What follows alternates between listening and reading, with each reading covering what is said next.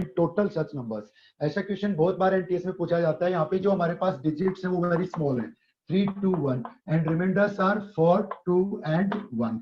लेकिन बहुत बार क्वेश्चन आता है कि 2 डिजिट का नंबर आ गया, 3 डिजिट का नंबर आ गया, जैसे divided by 35, 23 and 17 and remainders come out to be 34, 22 and 16। यहाँ पे भी मैंने ऐसा नंबर लिया जिसमें डिफरेंस क्या आता है, 1 आता है। यहाँ पे नंबर और भी कोई हो सकता है, लेकिन जो भी नंबर होगा आप पाएंगे कि उनमें जो डिफरेंस होगा किसमें, what it is dividend and it is remainder. तो रिमाइंडर का और डिवाइजर का जो डिफरेंस होगा दैट विल बी इक्वल, चाहे वो कुछ भी ये नंबर चेंज हो सकते हैं। तो यहाँ पे वेरी स्मॉल नंबर दिए हैं। जो नंबर सिस्टम में हमारा क्वेश्चन आता है मैक्सिमम टाइम्स या तो इस प्रकार का क्वेश्चन पूछा गया है, या एक डिविजिबिलिटी टेस्ट का क्वेश्चन पूछा जाता है, या हमें यूनिट डिजिट फाइंड करनी होती है। दूसरा एक चीज होती है उसमें इरेशनल नंबर का स्क्वायर रूट फाइंड करते हैं। ऑडिबल तो होगा ना आपके लिए?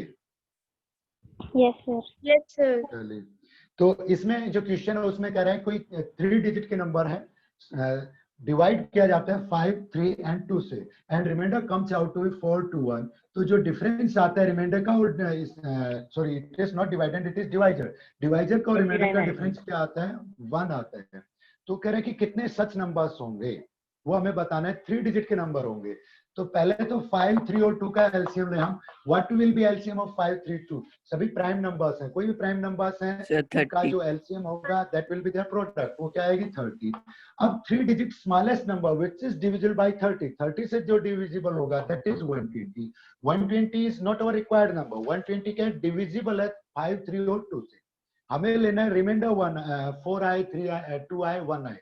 तो डिफरेंस क्या था 1। तो रिक्वायर्ड नंबर क्या हो जाएगा, इसमें से 1 सब्ट्रैक्ट कर देंगे, कितना बन जाएगा 119। 119 नेक्स्ट नंबर होगा 150।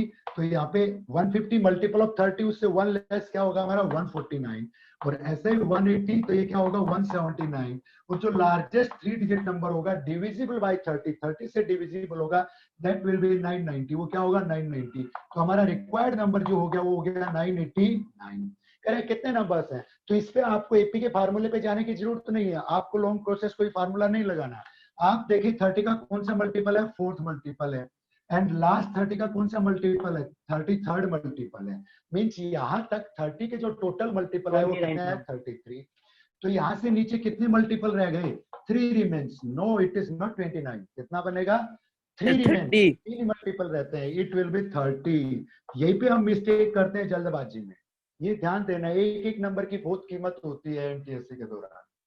फर्स्ट से हम चूक जाते एक नंबर से, सिलेक्शन से हम चूक जाते एक नंबर से, एक नंबर की हर जगह अपनी वैल्यू है। तो 4 सब्ट्रैक्ट नहीं करना। कितने मल्टीपल रहते हैं, पहले 3 मल्टीपल्स रहते हैं, तो कितना सब्ट्रैक्ट करना है 3। तो रिक्वायर्ड 3 डिजिट नंबर्स कितने होंगे, 33 डिजिट नंबर्स होंगे। अगला क्वेश्चन था वो ट्रिग्नोमेट्री से था। मैं ये असाइनमेंट इसलिए करवा रहा हूँ कि इसमें कंप्लीट सिलेबस से क्वेश्चन हैं, तो जिससे कि हमारा कंप्लीट सिलेबस से हम गो थ्रू हो जाएं। आज भी मैं अगला असाइनमेंट आपको दूंगा इस क्लास के बाद। कह रहा है if cosecant theta minus cot theta is equal to p, then value of. अगर इस क्वेश्चन को हमें p square minus 1 upon P square plus 1 की वैल्यू निकालनी है in terms of trigonometric ratio ही निकालने हैं, आइदर इन साइन और इन कोस, साइन में या कोस में। कह रहे हैं कि p इज इक्वल टू हमारे पास है cosecant theta minus cot theta, cosecant theta minus cot theta. We have to find value of p square minus 1 upon p square plus 1। Component और डिवाइडेंड भी अप्लाई कर सकते हैं, या वो आप उसमें पजल होते हैं, ध्यान नहीं रहती टर्म, तो आप डायरेक्ट करें इसको। डायरेक्ट कैसे करें, वहां पे डायरेक्ट वैल्यू रखेंगे, लंबा पड़ेगा क्वेश्चन। तो यही पे आप p स्क्वायर की वैल्यू निकाल लें। पहले p स्क्वायर की वैल्यू अगर मैं निकालता हूं तो क्या बनती है, इसको पहले तो सिंपल रेशियो में ले 1 अपॉन क्या बनेगा cosecant theta sine theta, minus it becomes cos theta upon sine theta. यहाँ पे मैं क्वेश्चन समझा रहा हूँ तो मेरे को टाइम लग रहा है, लेकिन जब आप करोगे तो ये टाइम कंज्यूमिंग नहीं होगा, क्योंकि आप सीधा इसको लिख सकते हो, it will become 1 minus cos theta upon sine theta. तो क्या बनेगा ये 1 minus cos theta upon sine theta. And what p square becomes, p square क्या बनता है हमारे पास, p square becomes 1 minus cos theta whole square, and नीचे डिनोमिनेटर क्या आएगा हमारा sin square theta, and sin square theta is equal to sin square theta हमारा क्या आएगा, that will be 1 minus cos square theta। और 1 minus cos square theta को factorise कर सकते हैं a minus b into a plus b से, तो 1 minus cos theta into 1 plus cos theta आएगा ही हमारे पास। तो इसको लिखेंगे हम 1 minus cos theta अब into 1 plus cos theta, क्योंकि जो sin theta था उसका हमने क्या किया स्क्वायर, और sin square theta किसके इक्वल होता है 1 minus cos square theta। इसको हमने सिंप्लीफाई किया तो ये क्या बनता है 1 minus cos theta. P square हमारे पास आ गया 1 minus cos theta upon 1 plus cos theta. P square minus 1 comes, इसमें से 1 सब्ट्रैक्ट करेंगे तो क्या आएगा 1 minus cos theta upon 1 plus cos theta, minus 1 करेंगे तो एलसीएम यही आएगा 1 प्लस कोस थीटा, तो क्या बनेगा माइनस 1 माइनस कोस थीटा। 1 से 1 रिमूव हो गया, it becomes minus 2 cos theta upon 1 plus cos theta. And P square plus 1 क्या आएगा, पी स्क्वायर प्लस 1 लेंगे तो ये 1 प्लस का बन जाएगा, अरे भी प्लस का बन जाएगा, तो कोस थीटा है कोस थीटा रिमूव होगा, क्या बनेगा हमारे पास, that becomes 2 upon 1 plus cos theta it becomes. We had to find, हमें फाइंड करना था p square minus 1 upon P square plus 1, तो पी स्क्वायर माइनस 1 मेरे पास क्या है minus 2 cos theta upon 1 plus cos theta multiplied by क्या आता है, डिवाइड था पी स्क्वायर प्लस 1, मल्टीप्लाई करेंगे तो क्या होगा रेसिप्रोकल हो जाएगा, क्या बनेगा 1 प्लस कोस थीटा अपॉन 2, ये कैंसिल हो गया, उससे 2 कैंसिल हो गया, what remains, that remains minus cos theta, क्या आता है minus cos theta. Next question था हमारा इसी में, that's related to quadratic equation. Quadratic equation related है, ऐसे क्वेश्चन हम कर भी चुके हैं कई। If a quadratic equation has equal roots, ऐसा क्वेश्चन भी आप देखोगे मैक्सिमम टाइम्स पूछा जाता है, दो क्वाड्रेटिक इक्वेशन दे दी, एक के रूट्स इक्वल है या कोई रिलेशन दे दिया और अननोन टर्म्स है, ये वाला सर एग्जाम में भी आया था। ये पेपर ही है बेटे, ये जो मैंने असाइनमेंट दिया था ये हमारा क्वेश्चन जो लास्ट ईयर का पेपर है, आप इस एग्जाम के माइनर की बात कर रहे हैं। यस सर, मैं इस माइनर की बात कर रहा हूँ। माइनर की, हाँ माइनर में भी आया होगा ऐसा। तो कह रहा है इफ क्वाड्रेटिक इक्वेशन x क्या प्लस पी एक्स प्लस के इज इक्वल टू 0, एक्स क्या प्लस पी एक्स प्लस के इज इक्वल टू 0, ये कह रहा है क्वाड्रेटिक इक्वेशन है हैज इक्वल रूट्स, इसके रूट्स तो क्या है इक्वल, रूट्स इक्वल है तो मींस डिस्क्रिमिनेंट वैल्यू ये क्या बनेगी 0।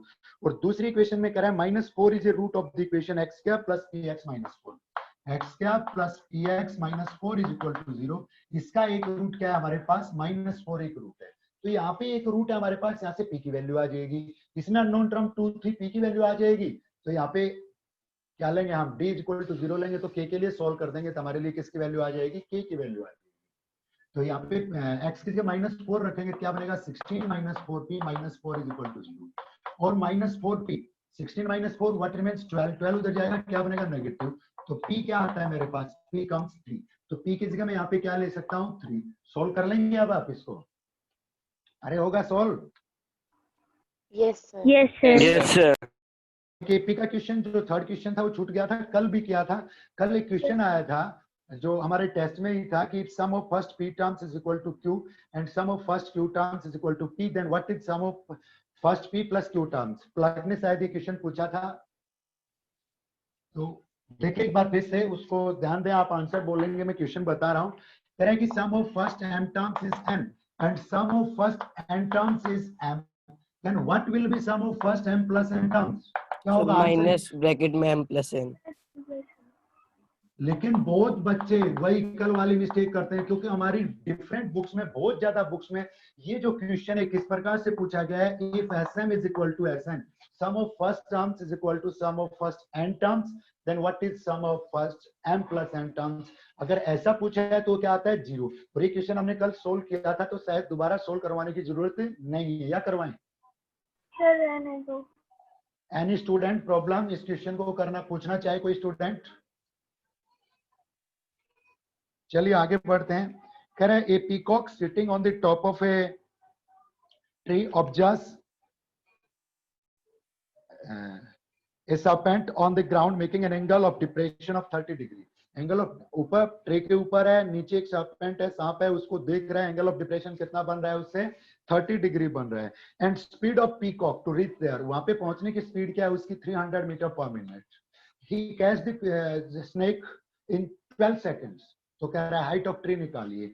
पीकॉक से रिलेटेड एक क्वेश्चन और भी आता है, वो भी मैं डिस्कस करूंगा, पहले इसको देखें तो बिल्कुल सिंपल बनता है, एनसीईआरटी का क्वेश्चन है, सिंपल ट्राइंगल ही बनेगी इसमें, सपोज इट इज ट्री है, हमारे पास एक ट्री है and it is ground, ground पे इस पॉइंट पे पी पॉइंट पे कोई स्नेक है, मान लो ए बी हमारी क्या हो गई height of tree, suppose it is H, अब यहाँ से पीकॉक ऑब्जर्व कर रहा है किसको, स्नेक को, तो ये क्या हो गया हमारी लाइन, हॉरिजॉन्टल लाइन हो गई हाइट से, और ये क्या होगी लाइन ऑफ साइट, तो जो एंगल बनेगा हॉरिजॉन्टल लाइन और लाइन ऑफ साइट के बीच में, that will B angle of depression 30, alternate angle equal होंगे तो एंगल्स क्या आएंगे, ये एंगल क्या आएगा हमारे पास 30 डिग्री आएगा।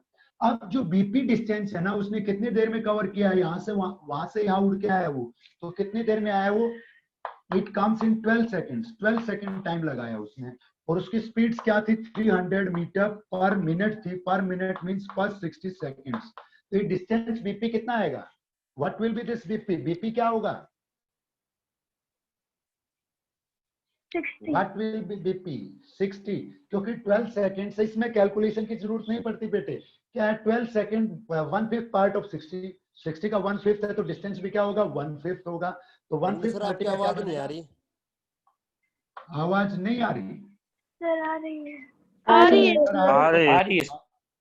सोनू सर आ रही है आपको, आपने शायद म्यूट कर लिया है। अगर आवाज ना आए तो बच्चों बोलना जरूर। तो ये डिस्टेंस मेरे पास कितना आ गया 60। We have to find this H. इसके लिए आपको रिजल्ट्स ध्यान होने चाहिए, इसमें भी आपको ट्रिग्नोमेट्री अप्लाई करने की जरूरत नहीं है। बहुत बार हमने प्रैक्टिस किए ऐसे question in A right triangle, किसी भी राइट ट्राइंगल में। देखिए एक क्वेश्चन के साथ अनेक रिजल्ट जुड़ जाते हैं। Hello, not Audible? सर आ रही है आवाज। आ रही है सर। ये कोई ट्राइंगल है हमारे पास, ट्राइंगल में मान लो हमारे पास एंगल्स हैं 30, 60 और 90। Angles are in the ratio 1 to 3। If angles of a triangle are in the ratio 1 to 3, 1 to 3 ratio में होंगे तो दैट मस्ट बी 30, 60 और 90। 30, 60 और 90 ही होंगे, ये भी आपको ध्यान रखना है। तो किसी भी ट्राइंगल में एंगल्स का रेशियो 1 to 3 है तो उस ट्राइंगल में side opposite to smallest angle, smallest angle के अपोजिट साइड क्या होगी? हाइपोटेन्यूज की हाफ होगी। अगर हाइपोटेन्यूज टू एक्स है तो ये क्या होगा? एक्स होगा। ट्रिग्नोमेट्री अप्लाई करने की जरूरत ही नहीं पड़ रही हमें। तो यहाँ पे ये साइड क्या आएगी? H will be 30। Is it clear और नॉट? क्या ये क्लियर है? Yes sir. Yes sir. या इसको ट्रिग्नोमेट्री से आप पजल होते तो ट्रिग्नोमेट्री अप्लाई कर लें। क्या करें? H upon 60 perpendicular upon hypotenuse क्या बनेगा? sin 30। h upon 60 that is equal to 1 upon 2। तो क्या आएगा? h is equal to 30। h क्या बन जाएगा हमारे पास? दैट बिकम्स 30, वो 30 बन जाता है। तो एक रिजल्ट आपको जरूर ध्यान रखना है, ये ट्रिग्नोमेट्री नहीं बहुत जगह ज्योमेट्री में भी यूज होगा कि एंगल्स का रेशियो ट्राइंगल्स का अगर 1 2 3 है तो जो side opposite to smallest angle होगी that will be half of hypotenuse. वो हाइपोटेन्यूज की क्या होगी? हाफ होगी। नेक्स्ट क्वेश्चन में पूछ रहा है कि ABC are sides of a right triangle and its incircle is done with radius R. We have to find R in terms of ABC. कौन बच्चे इस क्वेश्चन का आंसर देगा? अरे मैं क्वेश्चन बोल रहा हूं, आपको क्वेश्चन बोलते स्टेटमेंट ध्यान में आनी चाहिए। अगर आपने प्रैक्टिस की है तो आप नहीं बोल पा रहे तो इसका मतलब आपने प्रैक्टिस नहीं की है। हाँ फिर से बोलिए बेटे। a plus b minus c upon 2। a plus b minus c upon 2 it is a right triangle. ये हमारे पास कोई राइट ट्राइंगल है, a b c is a right triangle, ये राइट ट्राइंगल है and its incircle is drawn. इसका incircle draw किया गया हुज रेडियस इज r, जिसकी रेडियस क्या है? मेरे पास सेंटर व रेडियस r है एंड हाइपोटेन्यूज c हाइपोटेन्यूज है तो other two sides are a and b। जो अदर टू साइड्स बच गई including right angle that are a and b, we have to find r। अगर इसको मैं ज्वाइन कर दूं suppose it is point p, that will be r। क्यों होगा? Radius is perpendicular to tangent, radius tangent पे परपेंडिकुलर हो। Yes, it is also radius is perpendicular to tangent, ये भी क्या होगा? r। ये भी 90 हो गया, ये भी 90, ये भी 90, तो फोर्थ भी क्या होगा? 93 90 है तो ये रेक्टेंगल बन गई और एडजेसेंट साइड इक्वल है तो ये क्या बन गई? स्क्वायर। तो O P O Q B क्या बन गया हमारे पास? स्क्वायर। स्क्वायर के अपोजिट साइड क्या होती है? Equal. It is r then it is also r, ये भी क्या होगा? r। BP आ रहा है तो PC becomes B minus R and C is external point, tangent from external point are drawn। CT and CP are tangent from external point, then that will also be B minus R। ये PC भी क्या होगा हमारे पास? B minus R। अगर ये आ रहा है तो ये पार्ट क्या आएगा? A minus R। then tangent from external point are equal, then AT भी क्या आएगा? A minus R। बिल्कुल सिंपल क्वेश्चन था। तो इन दोनों का सम AT plus TC, AT plus TC that will be equal to क्या होगा हमारे पास? AC। AT plus TC A plus B और minus R क्या बन गया? minus 2R। A plus B minus 2R is equal to क्या बनता है? C hypotenuse।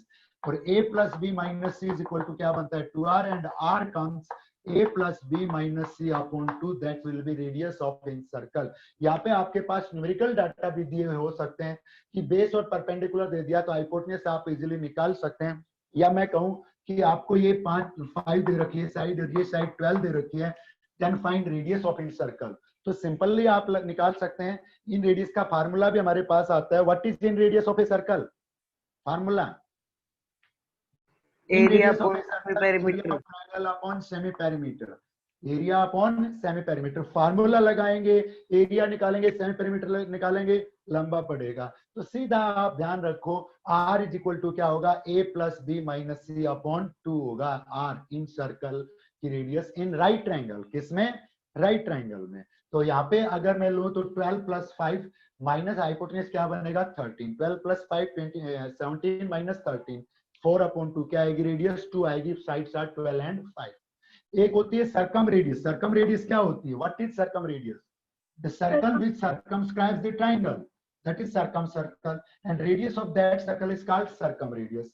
तो उसमें भी अगर राइट ट्रायंगल है तो आपको फार्मूले से नहीं जाना, राइट ट्रायंगल में सर्कम रेडियस क्या होगी, that will be half of hypotenuse.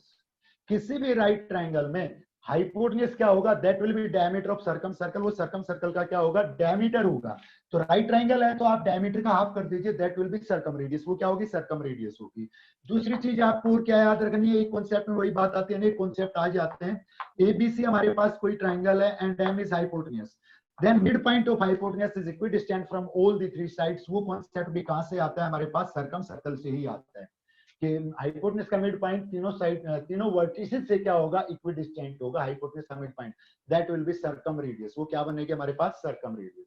तो सर्कम रेडियस जनरल ट्रायंगल में क्वेश्चन आ जाए, साइड्स दी हुई हो, what will B circum radius of A circum circle of a triangle, triangle के सर्कम सर्कल की रेडियस क्या होगी, तो that will B product of all the three sides upon 4 times area of a triangle. इसको हम prove भी कर सकते हैं, अगर जरूरत पड़ेगी तो प्रूव भी करेंगे, पहले करवाया हुआ भी है। Let's see next question, अगला क्वेश्चन देखते हैं। कह रहे if one zero of the quadratic polynomial is reciprocal of the other, then zeroth of the polynomial are, polynomial के जीरोज फाइंड करने हैं यहाँ पे, ये भी ध्यान देना है। कई बच्चे क्वेश्चन को अधूरा पढ़ते हैं और अधूरा आंसर दे देते हैं कि भाई रेसिप्रोकल है तो अननोन टर्म ही पूछिए, अननोन टर्म का दे दिया और वो ऑप्शन में मिल गया, टिक कर दिया, तो वो गलत हो गया। यहाँ पे अननोन टर्म नहीं पूछी, इसने अननोन टर्म के बाद का पार्ट पूछा है, क्या, what will be the zeros या रूट्स ऑफ द इक्वेशन। तो इक्वेशन हमारे पास ax क्या प्लस 15x प्लस 6, या पॉलिनोमियल कहें ax क्या plus 15x plus 6, it is a quadratic polynomial. कह रहे हैं 1 0 is reciprocal of the other, एक जीरो दूसरे का रेसिप्रोकल है, अल्फा तो दूसरा क्या हो गया 1 अपॉन अल्फा। तो प्रोडक्ट ऑफ जीरोज क्या बनती है हमारे पास यहाँ पे, product alpha into 1 upon alpha 1 and c upon a से क्या बनेगा 6 अपॉन a इज इक्वल टू क्या आएगा 6 आएगा। तो क्या बनता है ये 6x क्या प्लस 15x प्लस 6। अब इसको क्या करना है, आपको फैक्टराइज करना है and you have to find zeros. Middle term को स्प्लिट कर सकते हैं आप फैक्टराइज करने के लिए। 36 प्रोडक्ट बन रही है तो मिडल टर्म को किन पार्ट्स में स्प्लिट करेंगे, 12 और व्हाट विल बी 12 और 3, और उससे हम सॉल्व कर लेंगे। स्टैटिक से भी एक क्वेश्चन जरूर आता है और वो सिंपल क्वेश्चन आता है, टिपिकल क्वेश्चन नहीं आता। और स्टैटिक्स से आप ये सोचो कि भाई बड़ा क्वेश्चन पूछा जाता है कि भाई कोई टेबल दे दी उससे मीन मीडियन मोड निकालिए, ऐसा क्वेश्चन नहीं पूछा जाएगा। सिंपल स्टेटमेंट के क्वेश्चन पूछे जाएंगे। कई बार आपने देखा होगा कि ऐसा दिया होता है sigma i is 1 to n and xi minus x बार, इस प्रकार से कुछ दिया हुआ है, that is 20 and sigma i is 1 to n xi minus x बार, यहाँ पे दे रखा है मान लो कितना दे रखा है 15, x बार यहाँ पे डिफरेंट हो गया कि भाई 15 से जो डेविएशन है वो 20 है, 12 से डेविएशन है वो क्या है 15 है, या जो भी है। तो कह रहा है कि मीन वगैरह निकालिए। ऐसे क्वेश्चन आते हैं, अगले असाइनमेंट में ऐसे क्वेश्चन आएंगे हमारे पास। यहाँ पे जो क्वेश्चन पूछा है वो पूछा गया है कि the mean of certain number of observations is 46। कह रहा है कुछ ऑब्जर्वेशन है उनका मीन क्या है हमारे पास, that is 46। If 4 observations are removed with their mean 52। कह रहा है 46 ऑब्जर्वेशंस थी, उनका मीन 40 ऑब्जर्वेशंस नहीं थी, कुछ ऑब्जर्वेशंस थी, उनका मीन 46 दे रखा है। तो लेट नंबर ऑफ ऑब्जर्वेशंस क्या मान लिया मैंने, दैट इज x। मीन उनका क्या है 46, नंबर क्या है x, तो सम क्या आएगा, what will be sum, that will be 46 minus x होगा सम। अरे सम क्या होगा 46 माइनस x ही होगा। रॉन्ग है ये, कैसे होगा यार। Am I audible? Yes, sir. Yes, sir. मैं कह रहा हूं 46 मीन है हमारे पास, नंबर ऑफ ऑब्जर्वेशन x है हमारे पास, then what will be the sum, sum क्या होगा। मैंने बाय मिस्टेक 46 माइनस x लिख दिया था। 46 into x. Number of observation को मीन से मल्टीप्लाई कर दे, दैट विल बी सम। तो क्या होगा 46x। अब कह रहा है 4 ऑब्जर्वेशंस आर रिमूव्ड, x में से 4 ऑब्जर्वेशन क्या कर दी, रिमूव कर दी, जिनका मीन क्या था 52। तो उन 4 ऑब्जर्वेशन का सम क्या बनेगा, जिनका मीन 52 था, तो कितना बनेगा 208 बनेगा।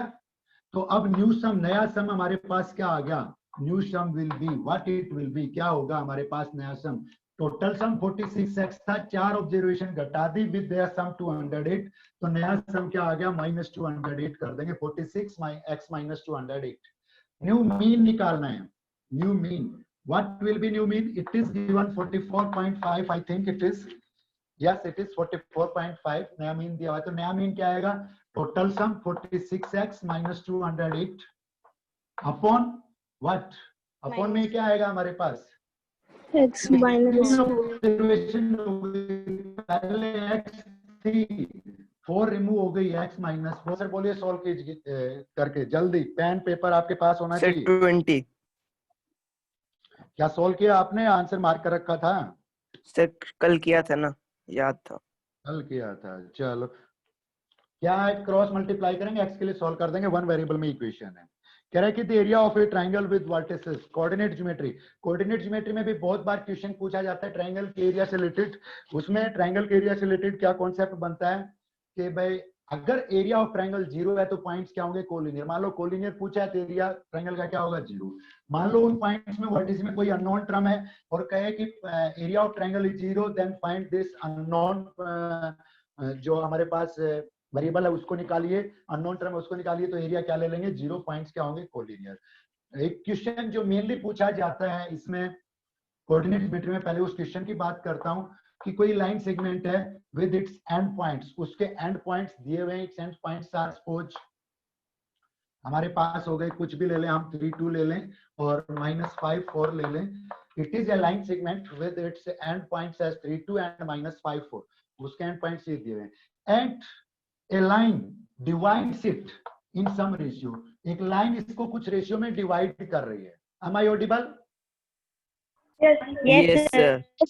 एक line divides it in some ratio, एक लाइन इसको किसी रेशियो में डिवाइड कर रही है, फाइंड दैट रेशियो, वो रेशियो फाइंड करना है। Suppose ratio is m1 ratio m2 and equation of this line x + 3y = -7। इस लाइन की इक्वेशन दी हुई है कि x + 3y = -7, इस लाइन की क्या हमारे पास इक्वेशन है। रेशियो निकालना है कि ये लाइन इसको किस रेशियो में बांट रही है। कैसे करेंगे इस क्वेश्चन को, कई बार ऐसा क्वेश्चन पूछा गया एनटीएससी में। How you will solve it, कैसे सॉल्व करेंगे, मान लेंगे लाइन पी पॉइंट पी इसको इंटरसेक्ट कर रही है, तो सर आप म्यूट हो गए। म्यूट हो गए आप, सर आप म्यूट हो गए।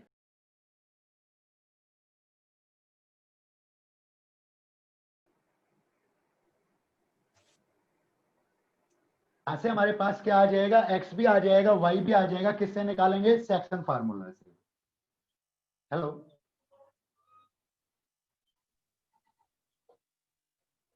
M I audible? यहाँ से एक्स और वाई की वैल्यू निकालें, एक्स और वाई की वैल्यू निकालेंगे और एक्स और वाई की वैल्यू निकाल के सर आप फिर म्यूट हो गए।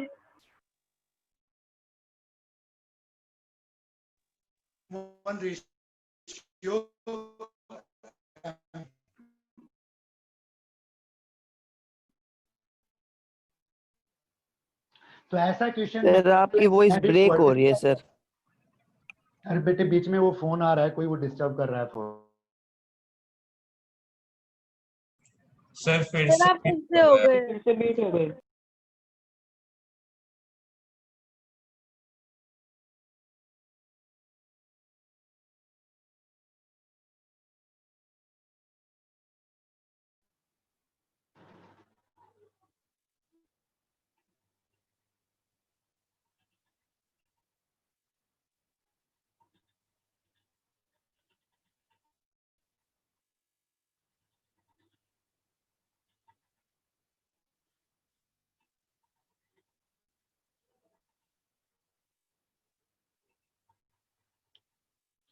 तो कह रहा है कि the area of triangle with vertices, triangle का एरिया जिसके वर्टिसेस हैं p 2 minus p 1 minus p 2p minus 4 minus p and 6 minus 2p is 70 units square. Then what is p? p क्या होगा? या then the number of possible integral values of p, not p. p नहीं पूछा इसमें कितनी values होंगी, तो इसमें भी हम जल्दबाजी में आंसर दे देते हैं। हो सकता है p की 2 वैल्यूज आती हो और उनमें से एक सेटिस्फाई ना करती हो, तो ऐसे क्वेश्चन को जरूर आप सोल्व करें।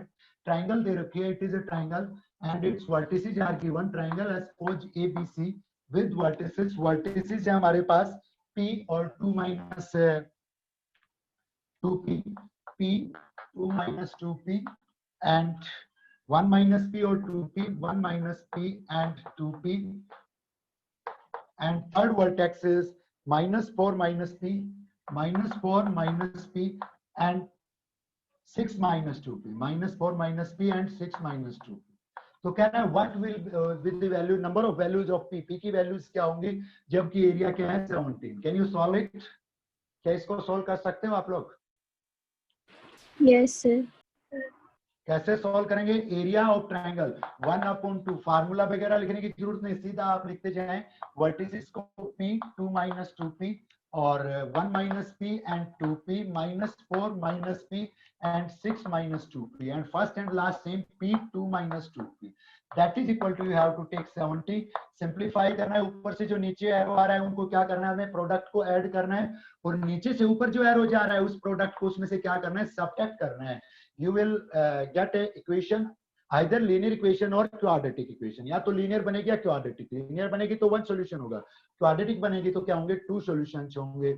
और p से एक बात और ध्यान रखना, p की 2 डिफरेंट वैल्यूज आ गई, मान लो कोई भी 2 वैल्यूज आ गई, तो हम एक चीज और करते हैं कि भी p की वो वैल्यू रखने पे एरिया एक बार तो क्या बन रहा है, मान लो नेगेटिव बन रहा है, एक बार पॉजिटिव बन रहा है, तो हम कहते हैं नहीं भाई नेगेटिव तो एरिया हो ही नहीं सकता। और यहाँ पे ध्यान देना है, हमने एब्सोल्यूट वैल्यू ली है, हमने एब्सोल्यूट सिंबल लिया है, मॉडुलस लिया है, तो एरिया क्या होगा, नेगेटिव का भी क्या होगा, पॉजिटिव। तो नेगेटिव को यहाँ पे रिमूव नहीं करना है। अगर p की एक पॉजिटिव नेगेटिव वैल्यू आती है तो नेगेटिव भी वैल्यू हो सकती है, ठीक है। तो इसको सोल्व कीजिएगा। नेक्स्ट क्वेश्चन है, कह रहे हैं कि इफ ट्राइंगल एबीसी में कह रहे हैं D and R points on sides A B and A C respectively, B C E D is a trapezium. 9th में ऐसे क्वेश्चन बहुत आते थे। If AE ratio EC is 3:2, 10th में भी सिमिलरिटी में ऐसे क्वेश्चन बनते थे हमारे। Then the ratio of the area AD and trapezium BCED, AD का और BCED का हमें रेशियो निकालना है। सिमिलरिटी ऑफ ट्राइंगल्स का क्वेश्चन है ये।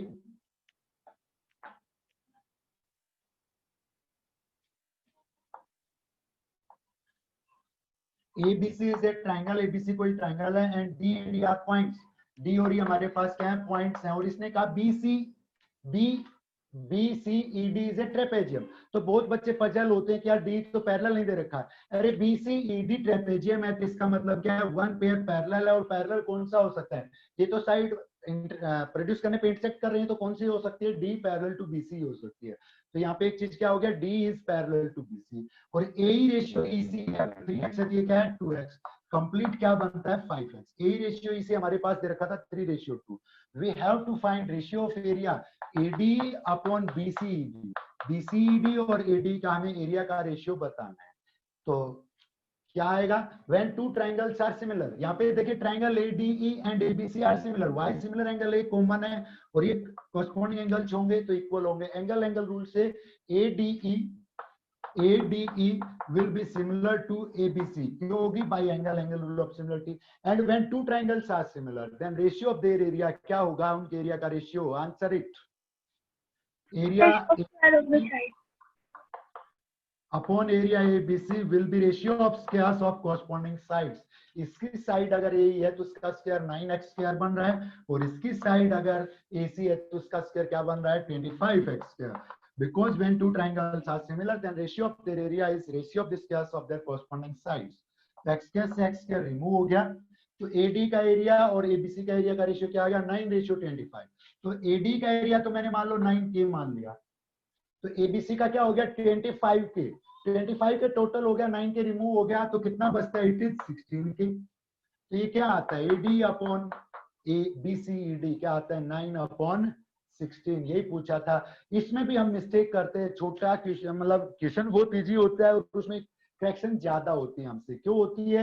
क्योंकि इसमें देखो हर चीज टेक्निकल देता है पेपर में, एनटीएससी जो पेपर तैयार करता है वो क्या है कि रेशियो एडीई एंड बीसीडी पूछा तो 9:16, लेकिन ऑप्शन में आपको 16:9 में मिलेगा।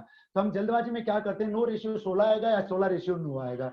16:9 पे मैंने क्लिक कर दिया, जो कि क्या हो जाएगा मेरा इनकरेक्ट होगा, करेक्ट नहीं होगा। तो क्या आएगा 9:16 आएगा। डाउट है हाँ बोलिए बेटे, डाउट भी बोलिए, वो भी ले लेंगे, मैं नोट करके रख let px लास्ट में आप। हाँ बोलो बोलो बोलो। let polynomial px is equals to x square minus x plus 1 हाँ and फिर से qx बोलो बेटे, is स्टेटमेंट मैं लिख रहा हूँ note. let px is equals to x square minus x plus 1 x square minus x plus 1, yes, and qx is equals to x square plus x plus 1 x square plus x plus 1. find the value of p1 into p2 up to p100 upon में q1 q2 up to q100 p1 into p2 into p3 मान लो up to कितना है p100 और upon q1 into q2 up to q100 q1 into q2 up to q100। क्या कोई pattern बन रहा है भाई इसमें? देखिए इस चीज को एक बार, px अपॉन qx हमें निकालना है, that is x square minus x plus 1 upon x square plus x plus 1। अगर मैं p1 इंटू p2 लेता हूँ, q1 लेता हूँ तो क्या बनता है? ऊपर तो आता है 1, नीचे क्या आता है 3, 1 अपॉन 3 बनता है। दूसरा अगर मैं p2 अपॉन q2 लेता हूँ तो क्या आता है मेरे पास? ऊपर तो बनता है 4 माइनस 2 प्लस 1, यही बनता है। कितना बनेगा 3, दैट बिकम्स 3। और नीचे बनता है, कितना बनता है नीचे? अगर मैंने x को क्या लिया है 2 लिया है तो कितना बनेगा 4 प्लस 2 प्लस 1, कितना आता है? It comes 7। नेक्स्ट आता है ऐसे ही मेरे पास p3 अपॉन q3 मैं निकाल लूं तो क्या आएगा? 3 का स्क्वायर क्या बनता है मेरे पास? 9 माइनस 3 प्लस 1, क्या आता है? ऊपर तो 7 आता है और नीचे क्या आता है मेरे पास? इट कम्स 3 का स्क्वायर क्या बनेगा मेरे पास? 9 प्लस 3 प्लस 1, क्या आता है मेरे पास? ये 13 आता है। तो ऐसे ही अगर मैं बढ़ता जाऊं p4 अपॉन q4 लेता हूं तो क्या बनता है मेरे पास? दैट बिकम्स 4 लिया तो मेरे पास ऊपर बनना चाहिए कितना? 13 बनना 13 by चाहिए 19 और क्या बनेगा नीचे? 19। तो ऐसे ही अगला 19 बाई कितना बनेगा हमारे पास? 6 का 23 डिफरेंस कितना? 23, 4 का डिफरेंस है जो भी बने। सर हमें क्या Q4 देखना है? 19 क्यों आएगा? Q4 बेटे 19, इसकी जगह 4 रखेंगे तो 19 नहीं आएगा। सही बात है, क्या आएगा यहाँ पे? डिफरेंट आएगा। क्या आता है देखिए, 4 का square 16 plus 4 plus 1, it is 21 not 19। क्या आएगा? 21 आएगा। तो इसको सर सिर्फ फर्स्ट और लास्ट टर्म बचेंगे। हाँ बेटे, फर्स्ट का न्यूमरेटर बचेगा और लास्ट का क्या बचेगा? डिनोमिनेटर बचेगा। कर लोगे सिंप्लीफाई? हेलो बेटे, ये जो हमारे पास है इसको p1 upon q1 p2 upon q2 इस प्रकार से लिख सकता हूं मैं। तो मेरे पास एक पैटर्न बनेगा 1 अपॉन 3, 3 अपॉन 7, 7 अपॉन 1/10,101 और 13 अपॉन कितना बचता है? 21, 21 अपॉन डिफरेंस भी देखिए बढ़ता जा रहा है, 8 का डिफरेंस है यहाँ पे 13 और 21 में। तो लास्ट में क्या डिफरेंस होगा वो भी आपको चेक करना है। तो लास्ट टर्म का डिनोमिनेटर बचेगा और फर्स्ट टर्म का क्या बचेगा? Numerator, that is 1। बाकी सभी हमारे पास क्या हो जाएंगे? कैंसिल हो जाएंगे। तो that will be the result, वही हमारे पास क्या होगा? रिजल्ट होगा। ओके, एक क्वेश्चन है। पूछा था, क्या वो सेटिस्फाई है इस क्वेश्चन से? Yes sir. चलिए देखिए आगे बढ़ते हैं। सर एक क्वेश्चन है तो हाँ बोलिए। Sir is the value of 1 raised to power 4 plus 2 Value of 7 raised to power 4 1 raised to power 4 1 raised to power 4 4 plus 2007 हाँ जी। raised to power 4 2007 raised to power 4 plus 2008 raise to power 4 जी upon में 1 plus 2007 1 plus 2007 7 का square है। इसका square है yes sir plus 2008 square plus 2008 square square is equals to 2007 square is equals to 2007 square plus p plus p p. We have to find p. yes sir. यही हमें p के लिए solve करना है। तो यहाँ पे आप मान लें 2007 को सपोज मैंने x मान लिया। सपोज 2007 इज x, मैंने मान लिया ये क्या है x है। तो व्हाट बिकम्स, ये क्या बन जाता है, लेकिन वहां पे तो x plus 1 power 4 बनेगी। और कोई तरीका निकालें या तो, और कोई तरीका भी निकल सकता है, इजी बनता है। एक आइडेंटिटी आती है a power 4 plus a square plus 1।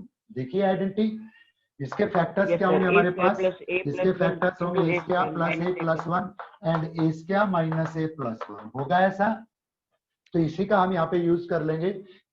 a power 4 means 2008 power 4, लेकिन वहां पे फिर a नहीं बन रहा है, सेम पैटर्न नहीं आ रहा है, तो ये आइडेंटिटी यहाँ पे अप्लाई नहीं हो रही है। इसको अगर मैं 2000 स्क्वायर का स्क्वायर ले लेता तो भी सिंप्लीफाई हो जाता। तो तरीका तो वही बचता है। और कोई तरीका किसी स्टूडेंट्स को आइडिया आ रहा हो? सिंपल क्वेश्चन है, वैसे ही पहले आया हुआ क्वेश्चन है एमपीएससी में, अभी दिमाग में नहीं आ रहा है। Any students, any clue about that? इसके बारे में कोई क्लू देना चाहे? एनीवन? नहीं तो फिर इसको लॉन्ग मेथड से हम करें फिर। Any student?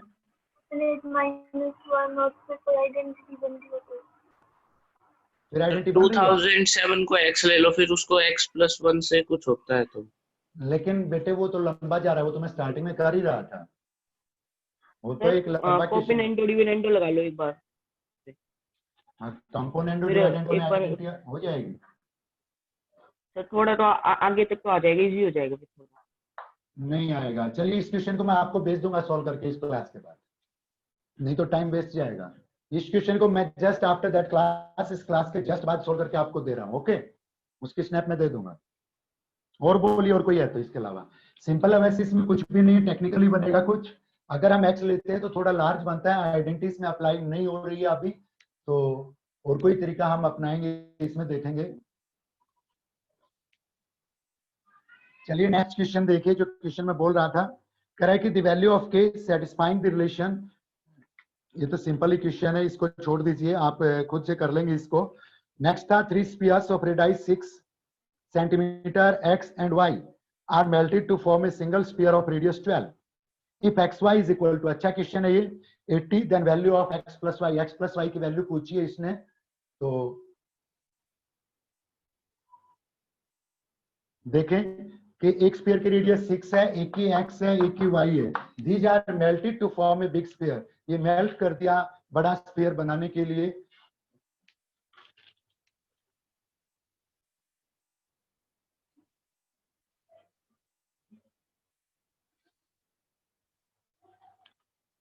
It is, these are melted to form a big sphere, एक बड़ा स्फीयर बनाने के लिए इनको क्या किया गया है, मेल्ट किया गया है। तो इसने पूछा है कि एक्स वाई क्या होगा, एक एक्स वाई में रिलेशन भी दे रखा है। If x y is equal to, if x y is equal to 80 then value of x plus y. X y 80 दे रखा है, एक्स प्लस वाई की वैल्यू इसने पूछी है। तो तीनों स्फीयर्स का वॉल्यूम, इसका वॉल्यूम क्या होगा 4/3 पाई आर क्यूब, 6 का क्यूब क्या होगा 216 plus x cube plus y cube, यही बनेगा।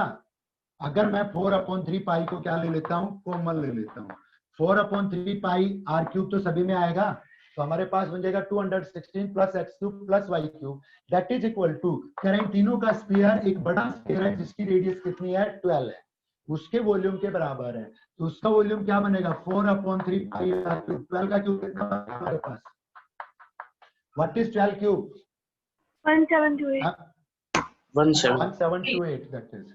तो 4/3 से तो 4/3 हमारे पास कैंसिल हो गया।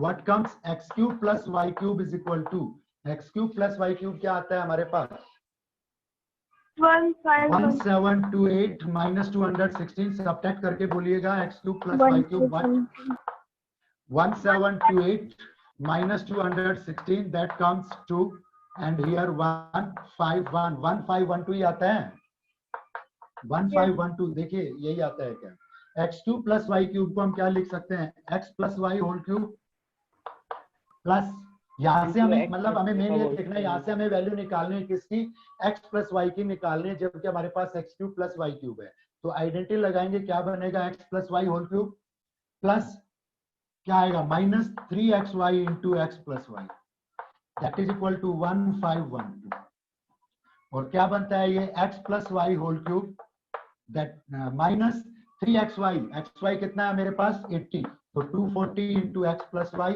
that is equal to 1512 or you can take x plus y suppose is equal to k so that becomes k cube minus 240k minus 1512 is equal to 0 एक चीज तो हमारे पास है इसको हम सिंप्लीफाई करें हिडन एंड ट्रायल से या फैक्टराइज हो रहे हैं तो फैक्टराइज करें फैक्टराइज हो नहीं रहा तो क्या कर लें हम इसमें जो हमारे पास ऑप्शन है उसको उठा लें ऑप्शंस में हमारे पास था कि 1/4 minus 1/4 1/2 minus 1/2 1/4 minus 1/4 1/2 और minus 1/2 which value will satisfy it कौन सी वैल्यू इसको सेटिस्फाई करेगी वो चीज देखना है हेलो सर इसके ऑप्शन ये नहीं है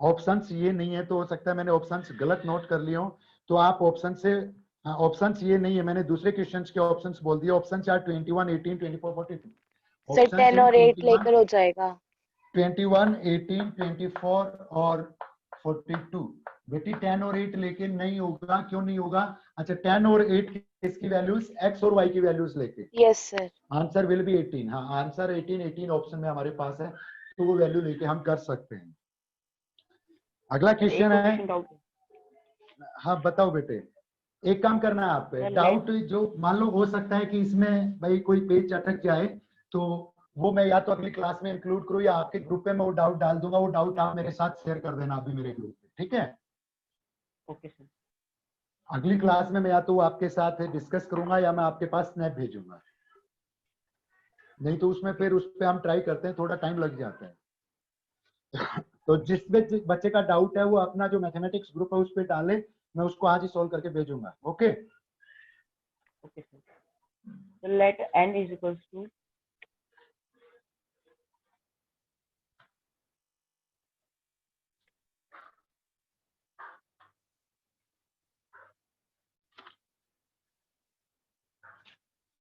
Am I audible? Yes sir क्या मैं यस सर यस सर बेटे जो आप बोल रहे हैं क्वेश्चन वो मेरे पास व्हाट्सएप पे सेंड कर दें तो मैं उसको सोल्व कर दूंगा जो बच्चा बोल रहा था या बोल दीजिए मैं नोट करके रख लूंगा जो बच्चा बोल रहा था बीच में रुक गया वो बोलते बोलते कौन हर्ष बोल रहा था क्या हर्ष है अपनी क्लास में अभी हर्ष अग्रवाल नहीं है if cos theta plus sin theta is equal to p कह रहा है cos theta plus sin theta is equal to क्या है हमारे पास p है and secant theta plus cosecant theta is equal to v secant theta plus cosecant theta is equal to v we have to find value of v निकालना है in terms of p की terms में v की value क्या होगी क्या solve किया था ये आप लोगों ने यस सर तो कैसे सोल्व करेंगे v जो है उसको सिंप्लीफाई कर लेंगे क्या बनेगा 1/cos theta plus 1/sin theta यही बनेगा हमारे पास इसको हम लिखेंगे cos theta plus sin theta upon cos theta sin theta am I audible yes sir क्या मेरी आवाज आ रही है चलिए तो क्या आ जाएगा ये मेरे पास अब यहाँ से हमारे पास cos theta plus sin theta तो मेरे पास क्या है p upon cos theta sin theta it comes अब cos थीटा sin थीटा की वैल्यू कहाँ से निकालेंगे यहाँ से निकालेंगे इसका अगर हम स्क्वायर कर देते तो ये बनता है मेरे पास cos square theta plus sin square theta plus 2 sin theta cos theta तो cos square theta plus sin square theta तो क्या आ गया 1 plus 2 sin theta cos theta is equal to p. तो sine theta cos theta not p square क्या तो क्या बनेगा पी स्क्वायर। तो sine theta cos theta that becomes p square minus 1 upon 2। तो यहाँ पे वैल्यू रखेंगे p upon P square minus 1 upon 2 रखेंगे तो 2 पर चला जाएगा। तो in terms of P v is equal to बन जाएगा हमारे पास 2p upon P square minus 1 बन जाएगा। नेक्स्ट क्वेश्चन जो हमारा है ट्रायंगल्स एबीसीडी। अच्छा क्वेश्चन है ये, इसमें भी एक कॉन्सेप्ट हमें नया सीखने को मिलेगा। ABCD is a cyclic quadrilateral and it has angles also ABCD इसके एंगल्स हैं and that are in the ratio 3:3:2:2 3:3:2:2 के रेशियो में है। 3:3:2:2 के रेशियो में है मींस किसी साइक्लिक क्वाड्रिलेटरल में जो एंगल्स हैं वो क्या है हमारे पास, दो एंगल्स क्या है हमारे पास इक्वल है base angles. If AB is 5, BC is 3.5 and CD is 8, then AD that will be isosceles trapezium।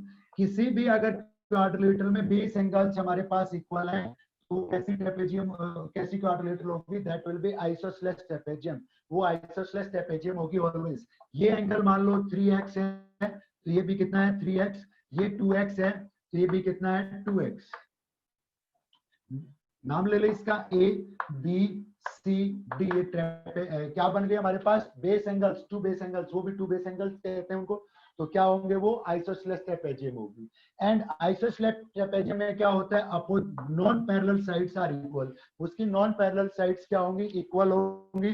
तो इसमें वही पूछा था, इसने एडी पूछा था। साइड्स आर गिवन AB 5 है, BC 3.5 है और CD हमारे पास 8 है। तो कह रहा है व्हाट इज AD। तो आइसोसेलेस ट्रेपेजियम है तो नॉन पैरेलल साइड्स इक्वल होंगी तो AD क्या आएगा, सीधा ही रिजल्ट बनता है दैट इज 3.5। तो ध्यान क्या रखना आपको किसी भी क्वाड्रिलेटरल में if base angles are equal then it will be isosceles trapezium and in isosceles trapezium what is isosceles trapezium, non parallel sides are equal। उसकी non parallel sides क्या होंगी इक्वल होंगी। आगे क्वेश्चन है वो एक मीडियन से रिलेटेड है, उसको आप खुद करें, इजी क्वेश्चन है क्योंकि टाइम कम है, एक दो क्वेश्चन का ही टाइम है। तो हम अगला क्वेश्चन देखते हैं। कह रहे कि the sides of a triangle are 61, 54 and 34। किसी भी ट्रायंगल की जो साइड्स हैं 61, 34 एंड 54 आर साइड्स। कह रहे वो साइड्स हैं 54 and 34। What will be the length of the longest altitude. Longest altitude की लेंथ क्या होगी। तो किसी भी ट्रायंगल में लॉन्गेस्ट एल्टीट्यूड क्या होगा, क्या बोलिए कौन सा होगा longest altitude in any triangle. longest altitude will be on shortest 61 और 54 के बीच में जाएगा। longest altitude क्या होगा shortest side पे जाएगा। longest altitude will be on shortest side और shortest altitude will be on longest side। तो इस ट्रायंगल का हम क्या निकालेंगे, पहले एरिया निकाल लेंगे हीरोन्स फार्मूला से। एरिया निकालने के बाद हीरोन्स फार्मूला से एरिया सेमी पेरीमीटर जल्दी कीजिए कितना बनता है। What semi perimeter becomes, semi perimeter कितना बन रहा है इसका 75। Semi perimeter is 75, some is 150 it is.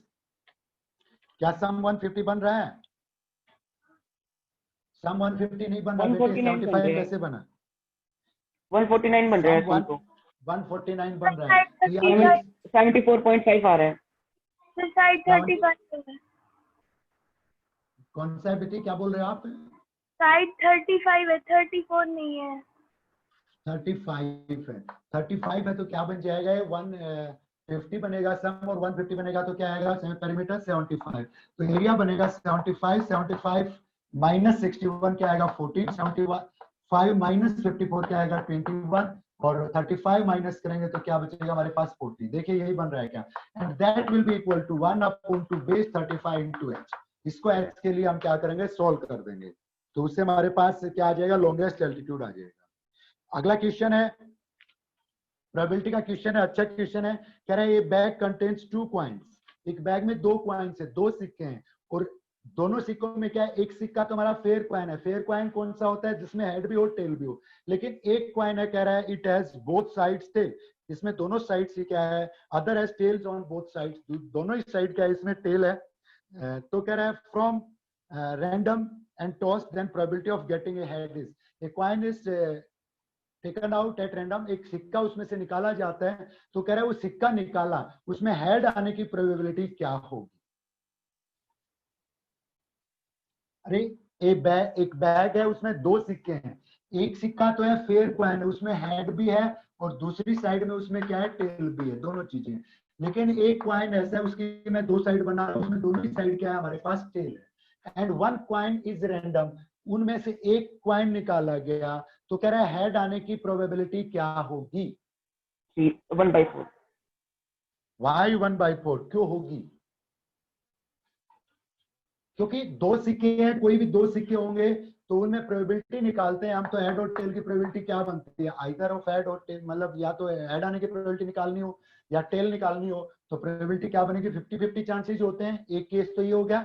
दूसरा केस, मान लो सिक्का निकला है मेरे पास फेयर कॉइन, तो फेयर कॉइन निकला है तो इसमें हेड की प्रोबेबिलिटी क्या होगी, 1/2। और अगर ये अनफेयर कॉइन है, अनफेयर क्यों है, क्योंकि इसमें दोनों ही साइड टेल है, तो ये सिक्का मैंने निकाल लिया, मान लो निकला है, तो इसमें प्रोबेबिलिटी क्या है हेड की, इसमें हेड की प्रोबेबिलिटी क्या है, हमारे पास 0 है। इसमें हेड की प्रोबेबिलिटी क्या है, 0। तो दोनों में हेड की प्रोबेबिलिटी क्या होगी, मान लो अलग अलग निकाले तो 1/2, और ओवरऑल प्रोबेबिलिटी क्या थी हमारे पास, 1/2। तो हेड की प्रोबेबिलिटी क्या बन गई हमारे पास, 1/4। नेक्स्ट में कह रहा है A and B are roots of a quadratic equation x² + 5x + d = 0। कह रहा है क्वाड्रेटिक इक्वेशन है, कल भी ऐसा क्वेश्चन आया था, पेपर में आया था, या वैसे डाउट था आपका, x² + 5x + d, x² + 5x + d = 0। और दूसरी इक्वेशन है हमारे पास x² + 6x + 2d = 0, x² + 6x + 2d = 0। इसमें क्या है, इसके रूट्स तो है a और b and its roots are a and c। दूसरी के रूट्स क्या है, a and c। This equation has roots a and b and other equation has roots a and c। If there is only one root in common, दोनों में एक ही root common है, that is a, then value of d is, d की value क्या होगी, if one root is common, what will be the value of d, answer it। 4 -4। 4 आएगा। Option में तो दोनों ही हैं, 4 भी है -4 भी है। लेट्स सॉल्व करते हैं। तो क्या बनता है, यहाँ से a + b क्या आता है मेरे पास 5, और यहाँ से प्रोडक्ट ऑफ रूट्स क्या आता है d, और वहां से अगर मैं देखूं तो a + c क्या आता है मेरे पास 6, और प्रोडक्ट ऑफ रूट्स ac क्या आता है 2b। अगर मैं यहाँ से a और b में डिवाइड कर लूं इन दोनों को, तो a से a रिमूव हो जाएगा, क्या बचेगा, इसको और इसको अगर मैं डिवाइड करता हूं इन दोनों को आपस में, तो क्या आता है मेरे पास b/c = 1/2। तो b = क्या आता है, डबल ऑफ c c क्या आता है, डबल ऑफ b। c क्या आया मेरे पास, डबल ऑफ b। एक इक्वेशन तो थी a + b = 5, वहां पे c किसी का डबल ऑफ b रखेंगे तो a + 2। यस यस बोलिए बेटे। सर -5 और -6 आएगा। -5 और -6, no in question, it is x² + 5x, x² + 6x। हाँ ये क्या आएगा, -5 और -6, सम ऑफ जीरोस, -b/a, करेक्ट। क्या आएगा, -5 और -6। अब अगर इन इक्वेशंस को हम सब्ट्रैक्ट कर दें, सब्ट्रैक्ट करेंगे तो हमारे पास a से a कैंसिल हो जाएगा, क्या बचेगा, -b = क्या आता है 1, तो b = क्या आता है, -1। b -1 आ गया, b मेरे पास -1 है, a -1 = -5, तो a = क्या आएगा, -4। a -4 है, b -1 है, यहाँ पे वैल्यू रख दें। इसमें प्रोडक्ट ऑफ ab -4 × -1 क्या बनती है, 4, that is equal to d। तो d क्या आएगा हमारा, 4 आएगा, -4 नहीं आएगा। -4 हो सकता है बच्चे ने वही मेरे वाली मिस्टेक कर दी हो, 5 और 6 ले लिया। नेक्स्ट में